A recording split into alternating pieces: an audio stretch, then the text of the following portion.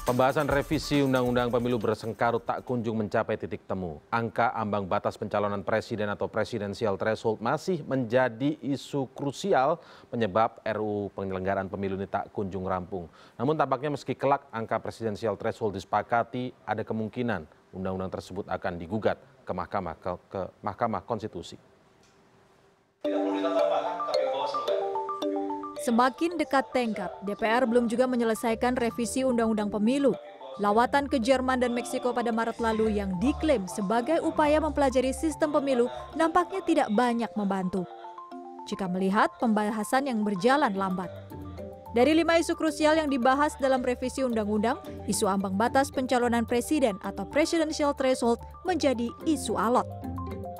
Mayoritas partai baru menginginkan 0%, sebagian lagi menginginkan 20% kursi di DPR atau 25% suara nasional. Namun lobi-lobi politik antar fraksi menghasilkan angka baru, yakni 10% kursi DPR atau 15% suara nasional. Tak hanya itu, lambat laun sejumlah partai yang awalnya mendukung presidensial threshold 0% pun satu persatu mulai bergeser. Tidak hanya antar fraksi, perbedaan angka presidensial threshold juga datang dari pemerintah.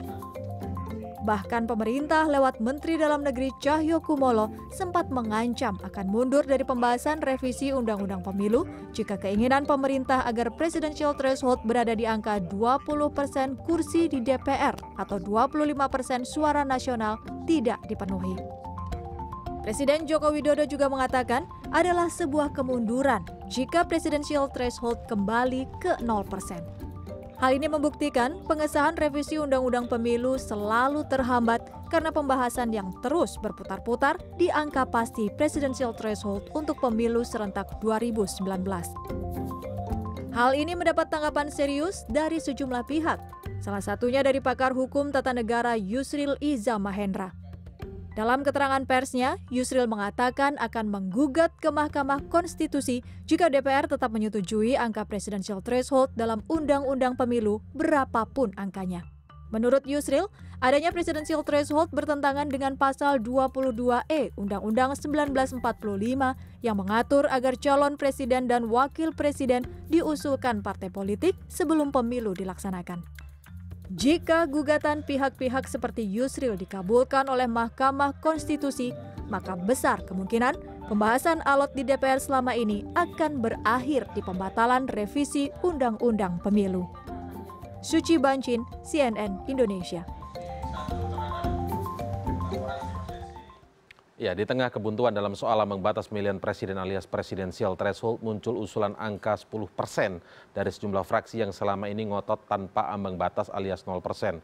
Meski di sisi lain pemerintah dan beberapa fraksi pendukung pemerintah masih berkukuh di angka 20%. Namun berapapun angka ambang batas yang akan dicapai, apakah hal itu konstitusional atau tidak? Besarkah potensi digugat uji materi oleh pihak lain di Mahkamah Konstitusi? Untuk menemani saya berdiskusi malam hari ini sudah ada Eko Sulistyo, Deputi 4 Kantor Staf Presiden. Selamat malam. Mas Eko, terima kasih sudah hadir. Kemudian ada Fadli Ramadhani, peneliti dari Perludem. Selamat malam.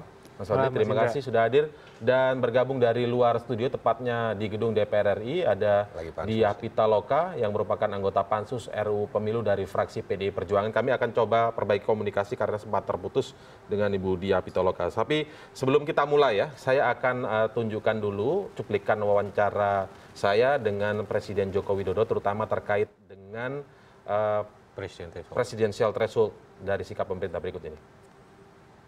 Kalau sudah sekian tahun kita sudah masuk ke 20%, kemudian ada kepentingan pragmatis jangka pendek, kita tidak menyederhanakan sistem pemilu kita tidak menyederhanakan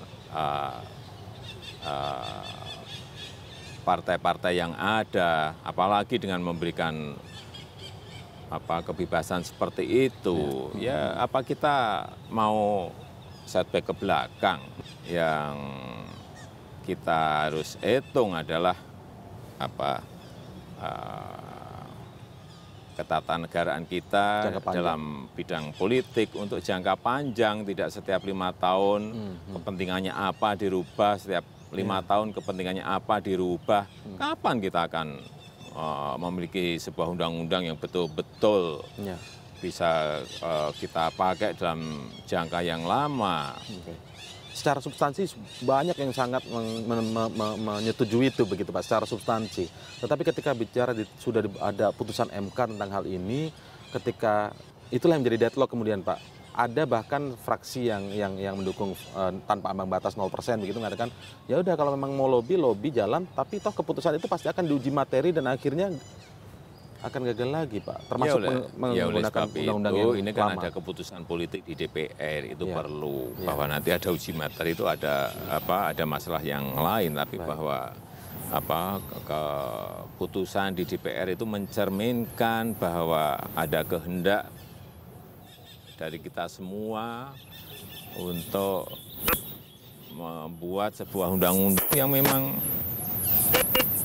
ini berguna dalam menata politik kita ke depan, tidak dalam jangka pendek, tidak hanya sesaat untuk kepentingan-kepentingan jangka pendek. Itu sikap dari pemerintah. Kenapa kita munculkan terlebih dahulu? Karena kita melihat ternyata masih kukuh ya 20% seperti itu. Tapi sekarang kemudian muncul lagi jalan tengah menurut fraksi-fraksi yang mengatakan ini jalan tengah begitu ya. Sebelumnya mereka sepakat tanpa ambang batas, sekarang udah mulai naik. Tapi tidak 20%, 10% begitu Mas Eko.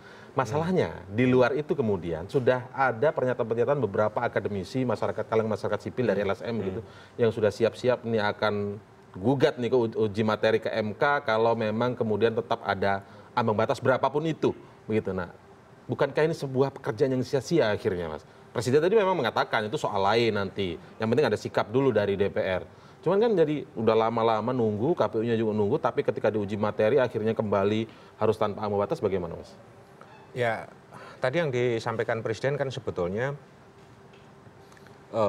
supaya ada keinginan kuat kita secara bersama ya bangsa ini untuk menatap ke depan, khususnya di dalam sistem politik kita, sistem ketatanegaraan kita, itu mencerminkan apa yang diamanatkan oleh Undang-Undang Dasar ya, oleh konstitusi. Karena di sana jelas bahwa sistem presidensial kita itu supaya kemudian juga memiliki dukungan politik yang kuat ya. Saya background-nya dulu ya.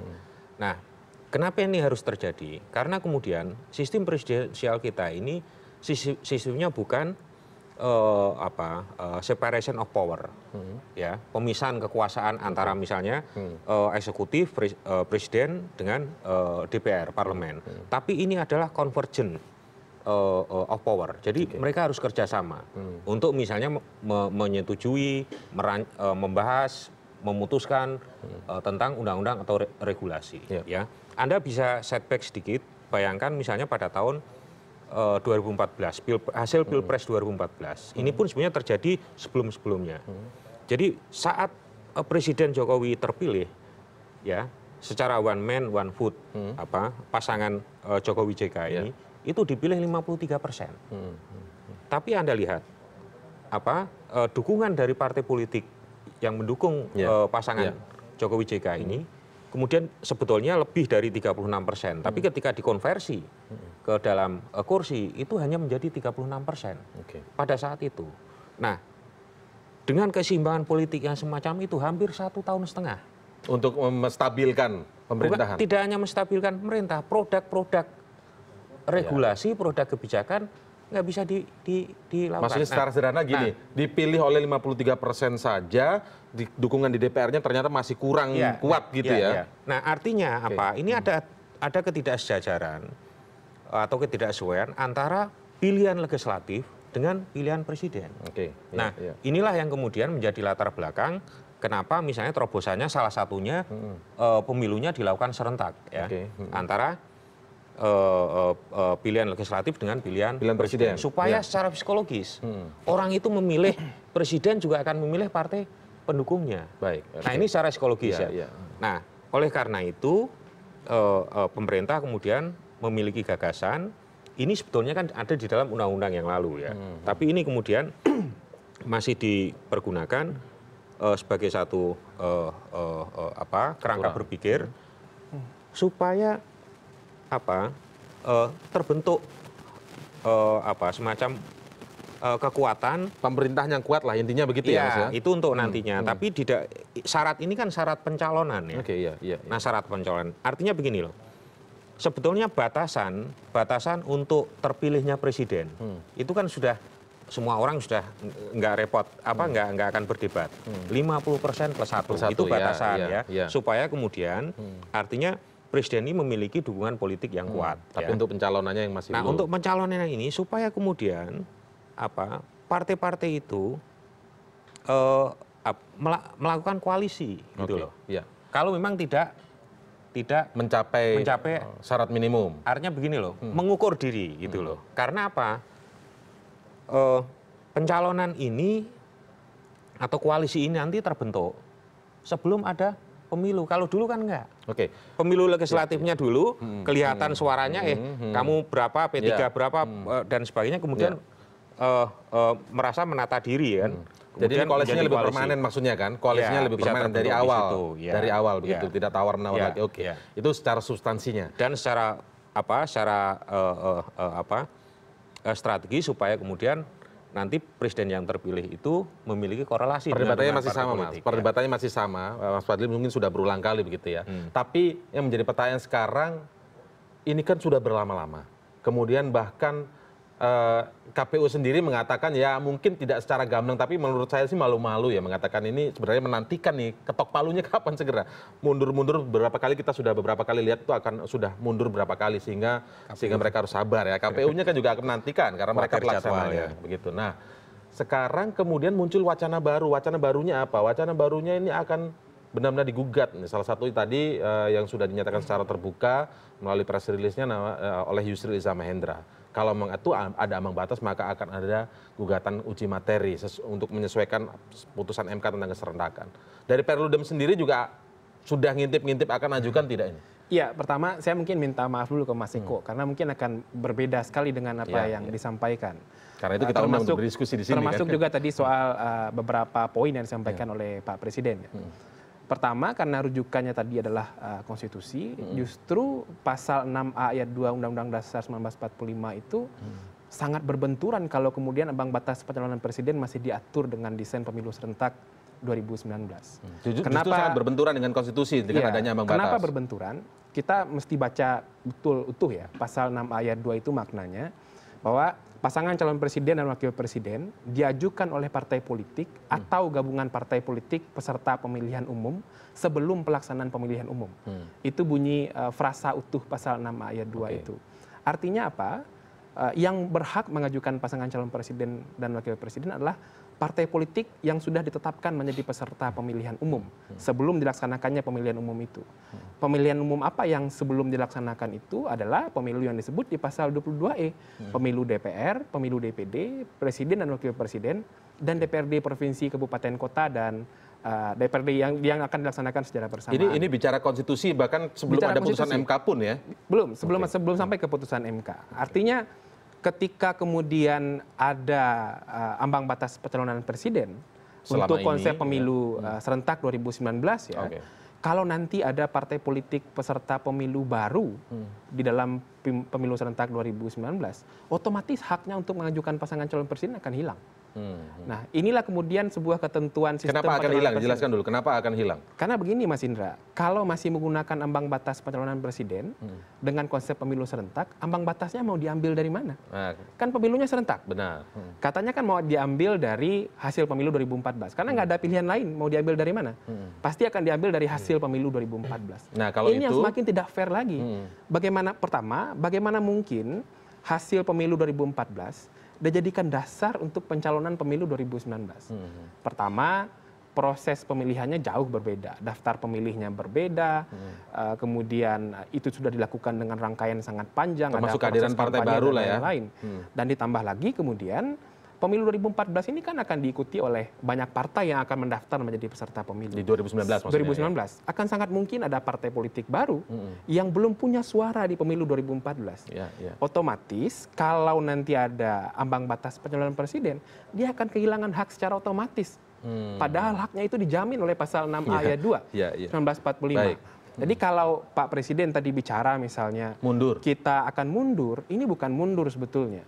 Kenapa harus diubah ketentuannya? Karena memang ada konsekuensi logis dari putusan MK ketika 2019 kita harus melaksanakan pemilu serentak antara memilih presiden dan wakil presiden bersamaan dengan memilih DPR. Jadi ini bukan mundur.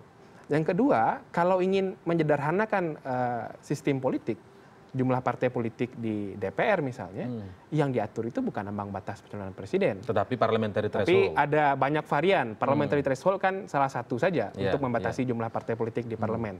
Ada besaran dapil, kemudian ada juga soal metode konversi suara dan lain sebagainya. Jadi sebetulnya ini adalah yang kita khawatirkan. Secara sadar kan sebetulnya isu ini sudah panjang sekali diperdebatkan. Ya. Dan selalu di situ, selalu di situ masalahnya. Dan kalau memang ingin membenturkannya dengan konstitusi, menurut saya justru konstitusi menjamin bahwa hak partai politik, setiap partai politik peserta pemilu itu dijamin untuk bisa mengajukan pasangan calon presiden. Dan kalau masih mengatur ambang batas pencalonan presiden dalam pemilu serentak, justru menurut kami ini sangat telak sekali berbenturan dengan konstitusi. Kita akan lihat nanti ke depannya seperti apa ya, Mas. Maksudnya begini, ketika ini kan perdebatan terus-menerus, bahkan mungkin saya malam hari ini masih dibahas di ini kan, karena deadline-nya harusnya hari ini. Masih rapat. Masih rapat begitu ya. Saya masih rapat. Baik, masih rapat, tapi mereka punya paling buruk itu di 20 Juli nanti kan pasti mereka akan paripurna begitu kan. Nah, katakanlah hasilnya misalnya ada ambang batas berapa persen pun itu misalnya seperti itu. Ini bayangan terburuk saya ya. Kalau misalnya itu 0%, mungkin itu akan sesuai dengan apa yang logika, konsekuensi logis konstitusional dari putusan MK tentang keserentakan pemilu. Tapi kalau katakanlah itu kemudian muncul ambang batas, saya tidak tahu apakah tetap 20% atau mungkin 10% itu begitu ya. Hasilnya seperti itu dari paripurna. Misalnya ini, saya bicara misalnya. Lalu kemudian ada pihak yang menggugat uji materi ke MK. Dan kemudian MK memang membatalkan hal itu. Itu kembalinya kemana? Ya, pertama tentu kalau itu digugat, kalau dibatalkan oleh MK misalnya, saya ingin berpikir sampai di sana. Misalnya itu berarti kan kemudian oleh MK, ambang batas pencalonan presiden akan dinyatakan tidak ada. Artinya seluruh partai politik yang menjadi peserta pemilu boleh mengajukan pasangan calon presiden, karena itu kan hak mereka. Kalau toh ingin mengajukan. Dan misalnya nanti ada ambang batas. Sekali lagi ini kan bukan besaran soal angka. Tapi apakah bisa otomatis itu artinya tanpa ambang batas alias 0% misalnya? Oh iya, karena kalau MK Putusan mengatakan MK ketentuan ambang batas pencalonan presiden itu inkonstitusional. Kalau misalnya open legal policy lagi bagaimana itu? Open legal policy lagi berarti ya ikut ketentuan apa yang ada di dalam undang-undang yang berlaku hari itu. Misalnya kalau toh nanti hasil paripurna menetapkan ada ambang batas pencalonan presiden, dan ketika digugat ke MK, MK mengatakan open legal policy, berarti ya berlakulah kemudian rancangan undang-undang pemilu yang berlaku hari itu, yakni adanya ambang batas pencalonan presiden, meskipun secara konsep dan secara konstitusional itu bertentangan. Oke, beberapa pihak menyatakan meminta agar Presiden Joko Widodo turun tangan begitu. Nanti kita akan lihat apakah turun tangannya ini akan menjadi solusi atau tetap di 20% tadi, maka perdebatannya kan masih sama. Akhirnya tidak ada solusi yang diambil. Kita akan segera kembali dan nanti akan kita sapa Ibu Diah Pitaloka, salah satu anggota Pansus RUU Pemilu dari fraksi PDI Perjuangan. Tetaplah bersama kami.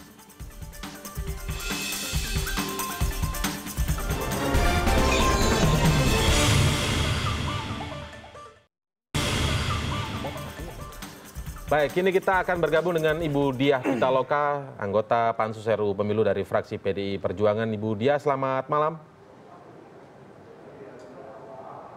Selamat malam. Baik, Ibu Diah, sekarang ini sudah sejauh apa pembahasannya, Bu? Apakah masih berkutat hal yang sama? Karena saya ingin fokus dulu di soal presidensial threshold ya. Apakah masih berkutat di persoalan yang sama terkait 20% itu? Kemudian apakah PDI Perjuangan mau akan mendengar yang 10% karena sudah ada yang mulai maju, Bu, dari 0% mau ke 10%, paling tidak seperti itu. Bagaimana PDI Perjuangan, Bu? Ya, saya jelaskan dulu hari ini rapatnya itu tentang laporan tim SIN ke Panja, itu mengenai tadi pengadilan kode etik untuk TPS dan KPPS yang diambil alih oleh Bawaslu, didelegasikan dari DKPP, dan kedua tentang tindak pidana pemilu yang mengkategorikan ada dua, yaitu yang berpengaruh terhadap suara dan tidak berpengaruh terhadap suara. Dan malam ini kita mulai dengan pembahasan dapil provinsi-provinsi yang kursinya bertambah 20 kursi di Jawa Timur, Jawa Tengah, dan Jawa Barat. termasuk penambahan dapil untuk DPR RI ya, penambahan anggota DPR RI yang 15 orang. Dan ini tadi Menteri Dalam Negeri dan Menkumham baru datang, mungkin hal-hal itu baru akan dimulai dibahas sekarang. Yang soal presidensial threshold maksudnya, Bu? Jadi dari tadi rapat seharian ini belum dibahas. Iya. Jadi sikap dari PDI Perjuangan masih tetap kukuh 20% sejauh ini, Bu? Kita posisinya masih 20-25, sebetulnya bukan kekehan ya. Artinya belum ada komunikasi lanjutan dari keputusan kemarin. Jadi masih tetap seperti itu. Bagaimana PDI Perjuangan melihat posisinya masih tetap. Bagaimana PDI Perjuangan melihat ada fraksi yang sudah mulai bergerak tidak ngotot 0% tetapi sudah bergeser ke 10% gitu. Jadi kalau negosiasi itu kan dari titik yang mereka ideal mereka bergeser ke titik tengah begitu maksudnya, Bu.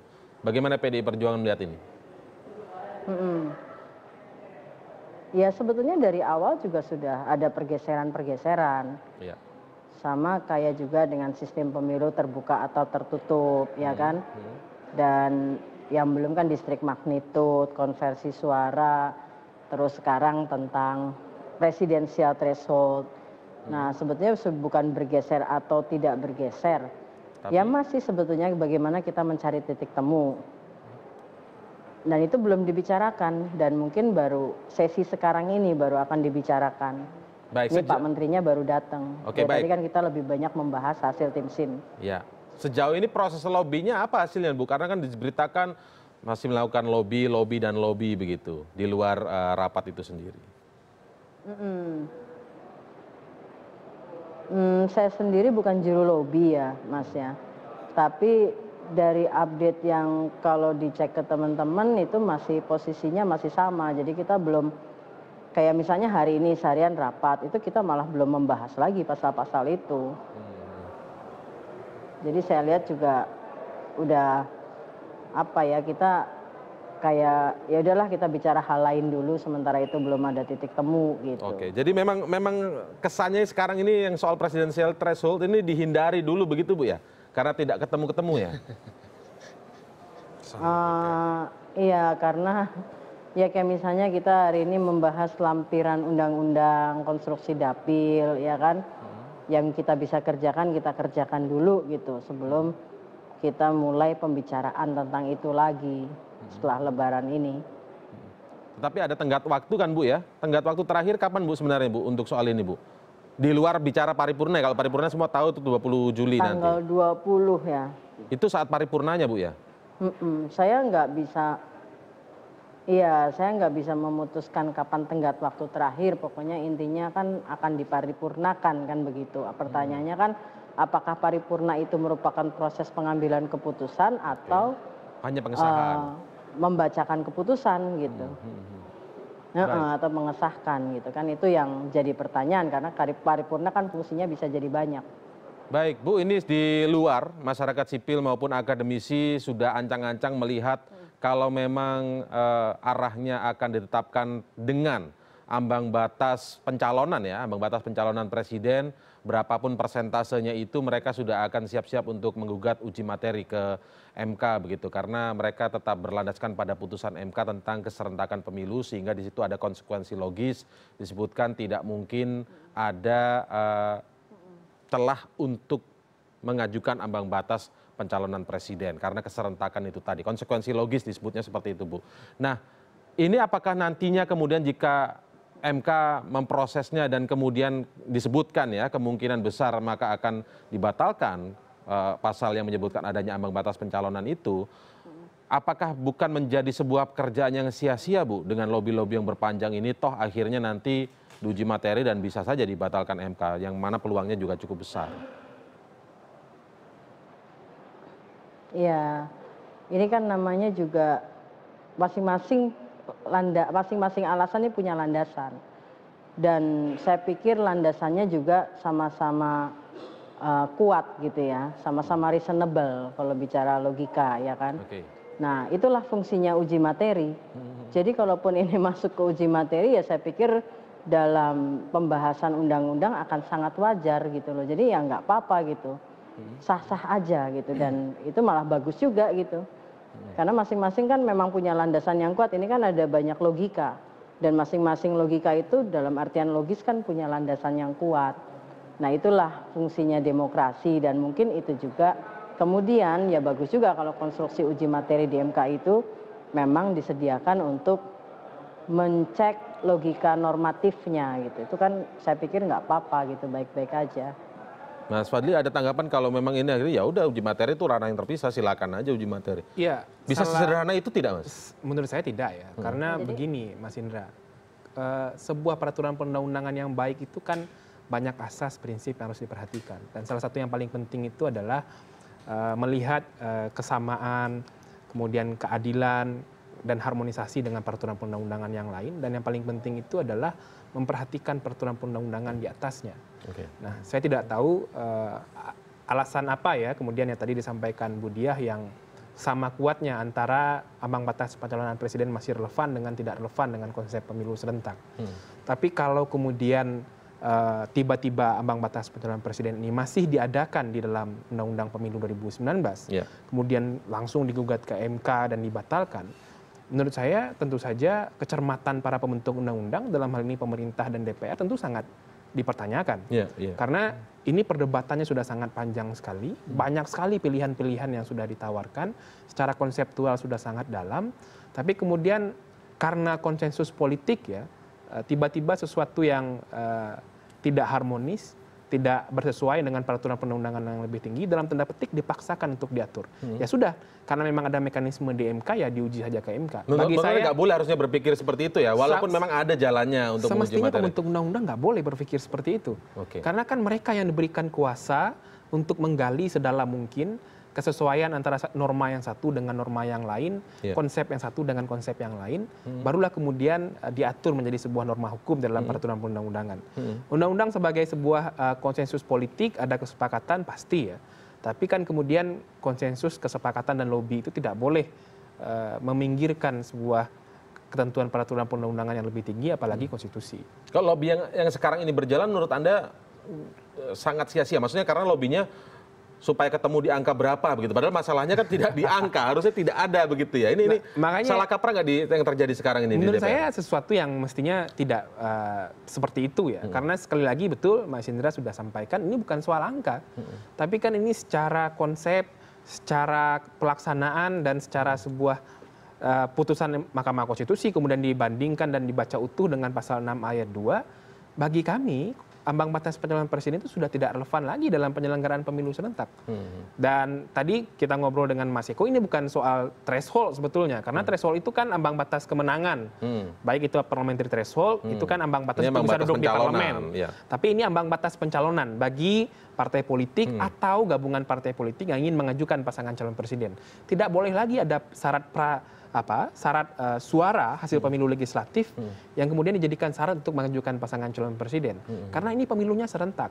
Tidak mungkin kemudian mengambil hasil pemilu 2014. Karena itu akan unfair bagi peserta pemilu yang baru untuk pemilu 2019. Oke, bagaimana dengan wacana sempat muncul kalau ini kemudian berlama-lama buntu dan akhirnya mungkin dari Kementerian Dalam Negeri mencabut atau menarik diri dari pembahasan RUU Pemilu ini, kemudian muncul situasi yang urgent, darurat begitu, sehingga Presiden akhirnya harus mengeluarkan Perpu. Sejauh ini bagaimana sih wacana itu, Mas Eko? Ya, kalau, benarkah ada arahnya ke sana nanti Perpu? Jadi begini, itu wacana hukumnya memang bisa semacam itu. Karena apa? Yang perlu dirubah kan sebetulnya adalah keserentakannya, ya kan? Kalau soal regulasi tentang undang-undang pemilu legislatif maupun undang-undang pilpres, itu kan sudah ada di undang-undang yang lalu, gitu loh. Nah, tapi bagi saya melihat ini masih jauh untuk menuju sampai suasana darurat. Supaya karena ini tinggal 20 Juli lagi, tinggal berapa lama lagi harus jadi beginilah, 10 hari lagi ya. Untuk pengalaman politik di parlemen, ya, menurut saya ini akan ada akomodasi. Ya, ada tadi istilahnya lobby politik. Nah, mungkin sekarang belum pada tahap apakah pimpinan partai politik juga akan turun langsung. Misalnya ini kan baru dilintas anggota fraksi. Tapi sudah tinggal 10 hari lagi. Nah makanya kalau urusan politik 1 menit bisa berarti begitu. Nah itu, tapi tadi perlu saya klarifikasi ya. Apa yang disampaikan dengan narasi presiden itu memang dalam soal pengertian kemunduran tadi. Ya, soal kemunduran itu artinya begini, bahwa kita jangan terlalu sering lah merubah-rubah peraturan perundangan, termasuk khususnya adalah di dalam undang-undang politik ini. Nah, soal misalnya penyederhana dalam konsideran kan ada upaya untuk penyederhanaan Partai. Sistem kepartean. Multi partai sederhana ya di situ ya. Nah, itu memang betul tadi banyak sekali varian untuk bisa menjadi instrumen ya. Tadi konversi soal suara menjadi kursi dan sebagainya ini kan nggak jelas nih. Kamu misalnya di satu daerah dapat 300 atau 400 ribu suara ya. Nah, dihitung 100%. Partai saya dapat 40%. Ya kan? Tapi kursinya sama. 1. Nah, itu yang jarak suara ini kan gapnya terlalu tinggi, ya kan? Sehingga kemudian perlu misalnya ada aturan yang bisa mendekatkan jarak ini supaya tidak tinggi. Misalnya perlunya 60% baru bisa dapat 1 kursi atau apa. Jadi sistem itu macam-macam. Tapi yang disampaikan oleh Presiden adalah menyangkut soal presidensial threshold. Presidensial threshold itu supaya kemudian tidak ada perubahan-perubahan dan sebagainya. Ini siapapun yang bahkan yang disebutkan tadi kalau tanpa presidensial threshold yang pencalonan ya, bukan threshold yang 50. Ambang batas pencalonan begitu, itu justru sebuah kemajuan kalau disebutkan oleh tadi Mas Fadli dari Perludem ini. Jadi begini, bukan seperti kata presiden yang mengaku mundur. Latar belakangnya kan begini. Memang betul batas perolehan suara ya, batas perolehan suara pasangan calon presiden dan wakil presiden itu kan sudah ditentukan 50% plus 1. Itu artinya supaya kemudian pasangan ini mendapat dukungan politik yang kuat dari masyarakat, dari rakyat. Nah, yang membahas pencalonan. Nah, dalam soal pencalonan ini, nah mereka kan ini namanya partai politik ya, supaya kemudian juga ada upaya untuk kemudian mereka bisa berkoalisi dan bergabung. Jadi karena kalau misalnya tidak dilakukan itu, seandainya partai politik baru atau partai politik yang hanya mendapat 5% ya, dan kemudian pasangan calonnya terpilih, bagaimana dukungan politiknya di DPR? Yang setelah terpilih nanti. Ini peristiwa tahun 2014 yang dengan batasan 20% saja. Karena ternyata dukungannya tidak maksudnya begitu kan ya. Tidak membuat pemerintahan itu menjadi stabil kemudian karena kisru di parlemen. Mandat konstitusi itu jelas menjelaskan supaya terbentuknya sistem presidensial dengan dukungan politik yang kuat di DPR. Gitu. Harusnya bahkan lebih, maksudnya begitu ya, di atas 20%. Itu saya tak paham maksudnya. Karena kalau nggak terjadi, yang terjadi adalah quote unquote kooptasi. Tapi itu tadi pertanyaan sederhananya memang secara prosedurnya begitu. Kalau substansinya mungkin ada debat yang bisa panjang lebar ya. Maksudnya debatnya itu memang terbuka. Tapi ketika bicara putusan MK menjadi ke prosedural akhirnya. Lalu dari mana ambang batas pencalonan itu mau diambil itu, Mas? Pertanyaan sederhana yang tidak pernah terjawab selama dalam ini. Dalam proses politik ya, apalagi dalam proses hukum ya. Saya bukan orang hukum, tapi produk hukum ini kan konsensus politik. Ini orang mau bikin undang-undang pemilu itu akhirnya nanti menjadi konsensus politik. Melalui sebuah konsensus politik. Makanya diserahkan undang-undang produk undang-undang ya yang lalu Pilpres itulah konsensus politik. Sehingga kalau memang itu mau dilakukan misalnya prosesnya bisa merefer produk undang yang lalu sebagai sebuah konsensus politik. Karena ini undang-undang yang lalu juga dibentuk oleh walaupun tadi disebutkan tidak relevan tadi ya, yang peserta pemilu yang baru seperti partai-partai baru nanti tidak mendapatkan kalau dipikir relevan tadi. dengan relevan, kemudian bagaimana mereka yang sekarang ini sudah berjuang dengan pemilu yang lalu, dengan perolehan ada yang 19%, ada yang 17%, mereka startingnya kemudian dihitung sama. Oh iya dong, karena kan Keserentakan. ini kan nggak bisa dihubungkan pemilu 2014 dengan pemilu 2019. Seluruh partai Yang politik diperoleh yang lalu peserta sudah pemilu, dipakai pada 2014 betul, itu. Hasil pemilu 2014 itu yang didapat 10 partai politik yang ada di parlemen hari ini itu kan sudah dipakai untuk pemilu presiden 2014. 14 juga. Nah, yang kedua soal sistem pemerintahan. Apakah nanti tidak terjadi pemerintahan yang lemah? Menurut saya tidak ya. Dan diskusi ini juga sudah sangat panjang lebar sekali. Karena mengapa? Pertama, sistem presidensial di Indonesia itu menganut mekanisme yang berbeda dengan sistem presidensial yang ada di negara lain. Kenapa saya bisa katakan berbeda? Pertama, presiden dengan DPR itu punya mandat yang sama karena sama-sama dipilih oleh rakyat.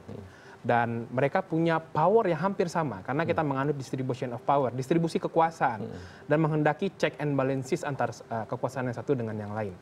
Singkatnya maksudnya nggak ada hubungannya kemudian dengan ambang batas pencalonan presiden. Sebetulnya soal jalannya pemerintahan yang efektif dan efisien itu memang dikehendaki kemampuan presiden untuk bisa terus-menerus berkomunikasi dengan kekuatan politik di DPR. Jadi tidak harus dilihat dengan koalisi permanen sejak awal mendukung ya. Sederhananya saja begini Mas Indra. Sejak 2004 kapan sih koalisi presiden ini permanen untuk seluruh isu? Tidak pernah. Untuk misalnya kalau kita balik misalnya contoh terdekat. Dan itu sudah pakai ambang batas padahal ya. Sudah pakai ambang batas. Presiden Jokowi misalnya terakhir kemarin membuat rancangan undang-undang teks amnesti. Apakah undang-undang itu mendapat hambatan luar biasa dari partai oposisi? Oke, iya. Karena itu kemampuan komunikasi yang bahkan undang-undang teks amnesti itu ya. begitu cepat sekali lolos kemudian karena berhasil meyakinkan partai politik di DPR kan? Nah, apakah kemudian yang walaupun tidak tergabung dalam koalisi. Betul. Karena memang lahiriahnya menginginkan komunikasi politik terus. Kita tahan dulu dan kita jeda sebentar ya. Nanti sanggahan dari Mas Eko kita lanjutkan dan juga saya akan kembali bertanya ke Ibu Dia setelah jeda politik berikut ini.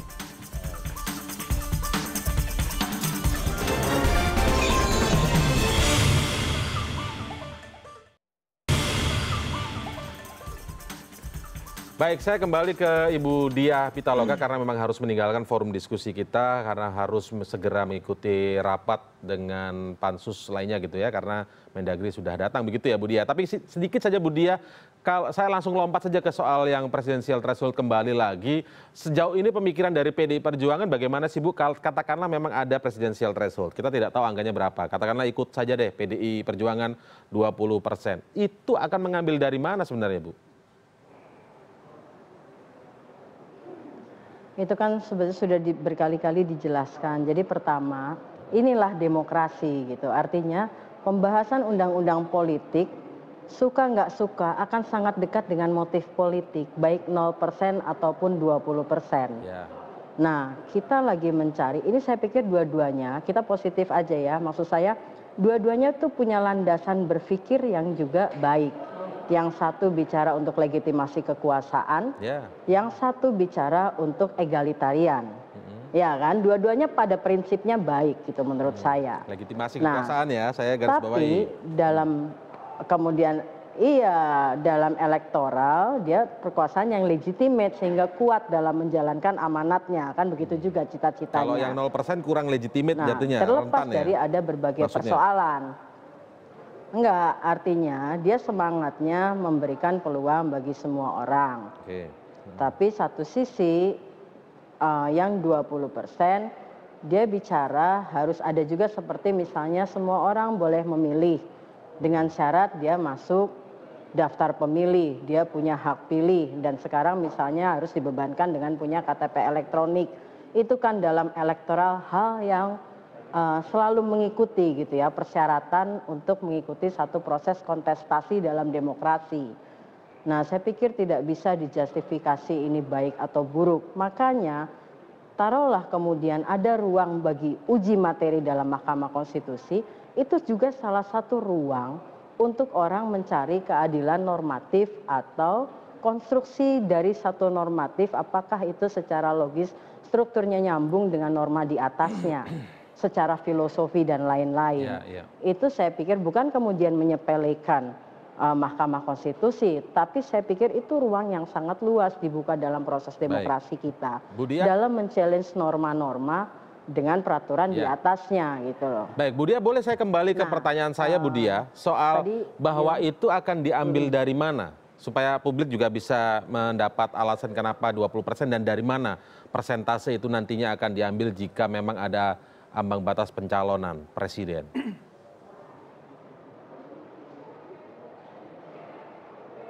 Persentase dukungan politik yang cukup mumpuni di parlemen yaitu 20-25%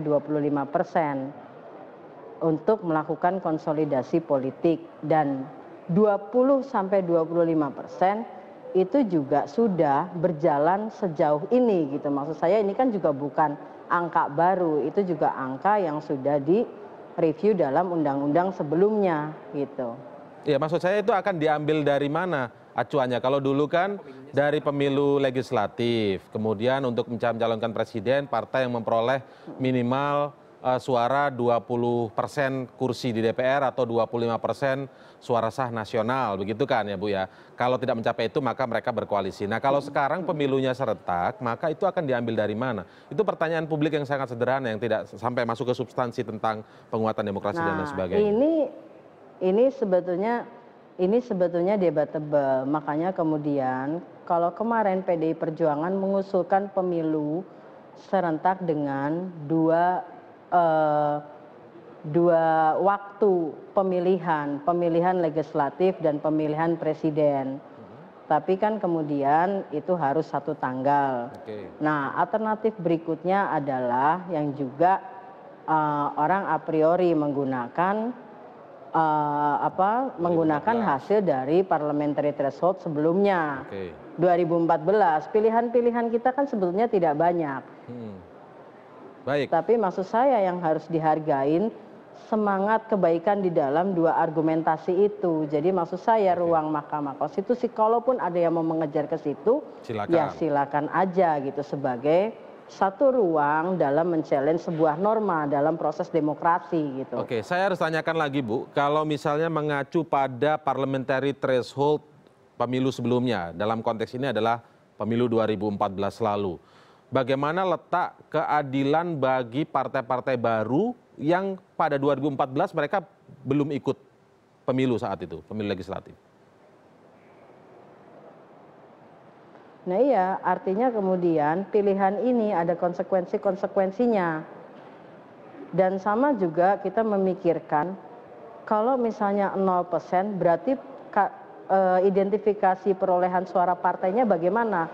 Taruh partai yang di parlemen. Partai yang di parlemen itu kan otomatis suaranya tidak 0%. Nah kalau 0% itu hitungannya suara dari mana 0% gitu loh. Sama dengan bagaimana kita men-challenge logika itu gitu. Memang tidak sempurna kemudian gitu. Karena sekali lagi ini sebuah undang-undang dalam merekonstruksi kekuasaan gitu. Jadi pasti ada nah dalam hal ini kayak misalnya sekarang harus pemilu serentak, itu kan ada logika-logika yang kemudian patah memang dalam memutuskan presidensial threshold. Tapi yang saya, itu kan bicara logika, tapi 0% kan juga bukan tidak bisa dipatah logikanya kalau di challenge. Seperti apa misalnya mematahkan sekarang logikanya? 0% itu ada nggak? Iya, nggak, misalnya gini, sekarang kalau misalnya ada partai A, dia mendapatkan 0%, pertanyaannya adalah 0% apakah dia duduk di parlemen atau tidak? Nah kalau dia duduk di parlemen, apakah angkanya 0%? Bisa nggak sebuah partai duduk di parlemen dengan meraih angka 0%? Kalau 0% apakah representatif? Adakah suara di situ gitu loh? Nah itu kan kita belum pernah bahas juga. 0% maksudnya di sini memang tanpa ambang batas ya artinya? 0%. Yang dimaksud adalah tanpa ambang batas, bukan persentase iya, 0 tanpa tadi. ambang batas. Nah pertanyaannya, oke, apakah partai itu ada di dalam parlemen atau tidak ada di dalam parlemen? Tapi kalau di dalam parlemen bagaimana angkanya 0%? Kalau di luar parlemen bagaimana dia kemudian melakukan konsolidasi kekuatan politik di dalam parlemen? Apakah dia kemudian mencerminkan representatif?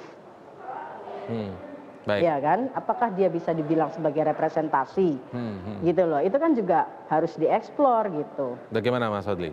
Ya makanya tadi saya sampaikan bahwa mekanisme tentang logika yang dibalik tadi itu. Mekanisme pemilihan kita ini kan kemudian DPR itu kan dipilih untuk DPR, dipilih langsung oleh rakyat.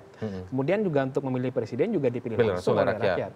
Soal kemudian bagaimana setelah itu, kemudian makanya perlu ada komunikasi antara Presiden dengan DPR karena memang kita menganut paham check and balances itu antara kekuasaan eksekutif dalam hal ini Jadi Presiden, tidak ada maksudnya tidak akan pernah tentang terputus representasi dengan tadi DPR.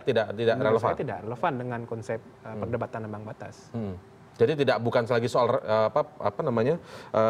representasi apakah dia dapat kursi atau tidak begitu. Betul, karena kalaupun misalnya ada satu partai mengusulkan seorang calon presiden, ternyata misalnya calon presiden kepilih, tetapi kemudian si partai ini tidak mendapatkan kursi, itu mungkin tidak terjadi. Itu yang dikhawatirkan Budi tadi. Menurut saya tidak ada masalah dengan itu. Oh, nggak ada Karena masalah, kan kemudian pilihannya Presiden memang dipilih langsung oleh rakyat dengan mekanisme pemilihan yang berbeda.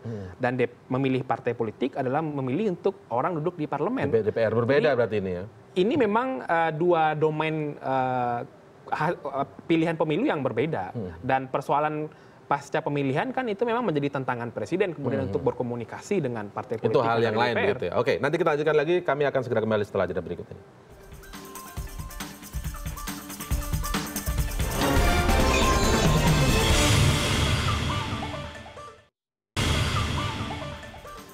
Baik, saya ingin minta tanggapan lanjutan dari Mas Fadli. Tadi kan dikatakan bahwa dengan logika yang terbalik tadi misalnya, tidak ada representasi, maka akan aneh seorang presiden didukung oleh partai, misalnya bahkan sampai seburuk-buruknya gitu, tidak terpilih atau tidak mendapatkan kursi di DPR. Kan ini aneh jadinya. Ini presiden dukungannya siapa ini kemudian begitu?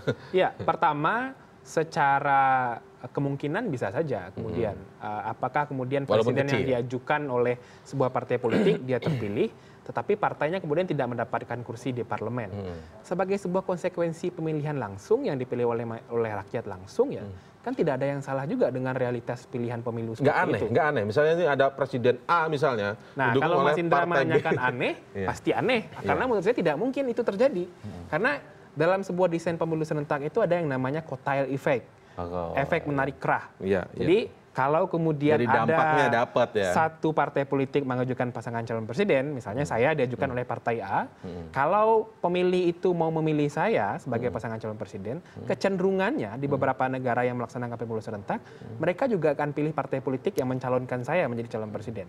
Walaupun mungkin korelasinya tidak 100%. Korelasinya tidak akan 100%. Tadi juga dikhawatirkan itu oleh Mas Eko kan. Dan betul korelasinya tidak akan 100%. Tetapi setidaknya desain pemilu serentak, rekayasa sistem pemilu serentak itu memang menginginkan itu. Bagaimana kemudian efek menarik kerah itu ketika pemilih memilih satu pasangan calon presiden, pilihan itu juga akan diikuti dengan memilih partai politik yang mencalonkan pasangan calon presiden itu. Tapi kalau melihat kecenderungan yang sudah banyak sangat pesimis dengan partai-partai politik, tapi figur yang diajukan, wah ini harapan publik ini begitu. Mungkin nggak itu terjadi, jaraknya akan jauh? Bisa saja itu terjadi, karena kembali kepada konsep kemudian kita kan tidak bisa mengendalikan pilihan pemilih. Dia mau pilih pasangan calon presiden itu pun kalau terjadi tidak menjadi masalah menurut Anda ya? Tidak terjadi masalah, karena kan pemerintahnya tetap akan kuat? Pasti akan berjalan pemerintahan, Mas Indra. Karena kan presiden itu punya kekuatan 50%. Kalau kita bicara dalam hal membentuk undang-undang. Dan DPR juga punya kekuatan 50%. Misalnya dalam bicara membentuk undang-undang. Dalam banyak jalannya proses pemerintahan, pastinya komunikasi politik itu akan terjadi. Kita belajarlah dari proses pemilu 2004, 2009, bahkan terakhir 2014. Setengah tahun pertama pemerintahan itu pasti akan dilakukan konsolidasi politik antara pasangan calon presiden terpilih dengan kekuatan politik di parlemen. Makanya kemudian setelah itu baru agenda pemerintahan akan berjalan. Itulah kemudian lahiriah sistem presidensial kita. Karena memang DPR dengan presiden sama-sama mendapatkan mandat langsung dari rakyat. Bisa menerima argumen ini, Mas Eko? Bisa menerima argumen ini ya? Ya secara teoritis, tahu dari KSP. Secara teoritis mungkin sangat mungkin ya. Tapi ini kita bicara real politik ya. Real politiknya kayak apa sih? Real politik itu artinya begini. Bahwa kita bicara yang nyata ya. Nyata itu dalam pengertian bagaimana sebuah pemerintahan ini bisa berjalan efektif. Nah, ada fungsi-fungsi yang juga dilakukan oleh namanya partai politik yang mendukung pemerintah. Nah,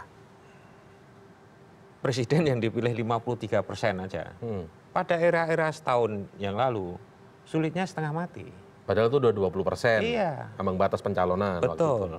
Sudah ada partai yang koalisi tentu saja. Dengan 36% kursi. Ya. Kalau suaranya lebih sebetulnya, 41% saya hitung. Oke, baik. Ya, tapi ketika dikonversi kursi, itu menjadi 36. Artinya apa? bahwa desain pemilu presiden yang one man one vote ini juga tidak nyambung dengan desain pemilu legislatif. Yang harusnya misalnya kita hanya tinggal narik satu aja Partai Golkar misalnya ya. Misalnya, ya. Itu sudah 50% plus 1 ya dengan 41 persen suara. Tapi ketika dikonversi ke kursi ternyata 36 sehingga harus banyak partai yang nah ini menurut saya ke depan juga nggak sehat. Ya. Nggak sehat artinya apa? Budaya demokrasi, budaya oposisi juga nggak akan terbentuk karena sebetulnya quote unquote itu sama aja dikooptasi, gitu loh, ya kan? Ya. Karena satu hal juga, misalnya dalam kampanyenya, Baik. misalnya kemarin soal visi Trisakti, Nawacita dan sebagainya, mereka ini kan karena yang belakangan kan pasti juga nggak ikut dalam desain itu ya. Tapi inilah yang terjadi supaya kekuatan politik di DPR itu ada. Ini real politik. Belum soal misalnya nanti ngomong hak angket, ngomong soal impeach dan sebagainya, semua real politik. Kalau presidennya dukungannya lemah, ya pasti presidennya apalagi akan nggak ada lemah, partai yang gitu. duduk di situ maksudnya. Pasti akan lemah. Gitu. Oke. Tapi itu yang disebutkan tadi bagaimana presiden menjalin komunikasi politik setelah terpilih, bukan soal. Ya itu di teori, tapi di real ada jaminan politik. tidak, Mas? Kalau misalnya mereka di koalisi permanen sejak awal terus kemudian setelah terpilih nanti mereka Setidaknya, saya nggak ngomong ada jaminan karena dengan kemarin dengan presidensial threshold 20% pun itu juga tidak tentu mengikat. Terbentuk kan, nggak terbentuk dukungan politik yang kuat. Artinya antara pilihan presiden dengan pilihan legislatif itu juga ada lag gitu loh. Nah, yang diinginkan karena ini serentak ini sebenarnya kan psikologis. Kalau saya milih presiden A misalnya, saya juga akan milih partai pendukung. Nah, ini belum secara teknis loh, Mas. Belum secara teknis artinya misalnya tadi soal keserentakannya. Baik. Waktunya belum soal misalnya desain kartu suara, apakah ini terpisah? Atau kemudian untuk tidak antara presiden dengan partai pendukung satu kartu suara. Ini bisa masih begitu ya. Oke. Teknisnya Baik, masih teknis sekali, kita gitu. nantikan saja karena malam hari ini juga harus rapat Ibu Dia. KPU nanti diundang. Baik, Ibu Dia juga sekarang harus meninggalkan forum kita malam ini, tapi sementara saya ucapkan sekali lagi terima kasih atas ulasannya malam hari ini Mas Fadli dan juga Mas Eko telah bergabung bersama kami. Selamat malam.